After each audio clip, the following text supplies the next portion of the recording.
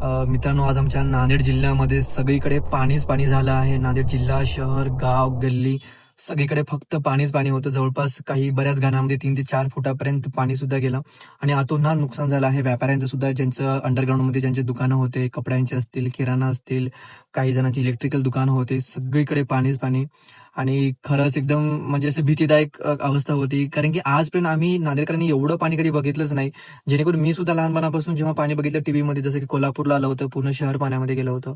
तेव्हा फक्त टीव्हीमध्येच बघितलं की एवढं पाणी असतं आणि टीव्हीमध्ये बघणं आणि स्वतः अनुभव खरंच खूप एक भयानक परिस्थिती होती. आणि सकाळी जेव्हा एक 5:30, 6, 7, 8च्या दरम्यान जेव्हा पाणी होतं ना, लिटरली माझ्या घरासमोर सुद्धा एवढं पाणी झालं, असं वाटलं की नदी वाहत आहे तिथून. आणि छोटासा रोड होता, तो सुद्धा अक्षरशः पूर्ण पाण्यामध्ये गेला.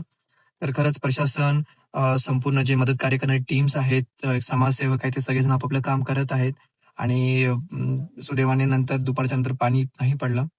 तर कुठे ना कुठे मला असं वाटतं की जर वेळेस जर ड्रेनेज असतील, ज्या नाल्या असतील, त्या जर वेळेवर जर साफसफाई झाली असती, त्याचे ब्लॉक शेवटी पाणी एवढं होतं की पाणी एवढं जास्त पडलं होतं, जशी ढगफुटी म्हणतो तो, की पाणी वाहणारच होतं. परंतु कुठे ना कुठे जर नाल्या साफ असतील, ड्रेनेज साफ असतील ना, तर पाणी लवकर ओसरून जातं, लवकर निघून जातं. तेवढं नुकसान होत नाही. चला ठीक आहे, हा हा मुद्दा वेगळा आहे की कोणी कोणावर काय टीका करावी. परंतु लिटरली आज जे अनुभवलं, देव करो की नंतर अशी वेळ येऊ नये. आणि शेतकऱ्यांचे तर असे व्हिडिओज मी बघत आहे, की म्हशी वाहून गेल्या, गायी वाहून गेल्या. म्हणजे खरंच म्हणजे काय भीती असते ते आज मी अनुभवलं. देव करो पुन्हा अशी परिस्थिती आमच्या नांदेडकरांना किंवा कुणावरच येऊ नये.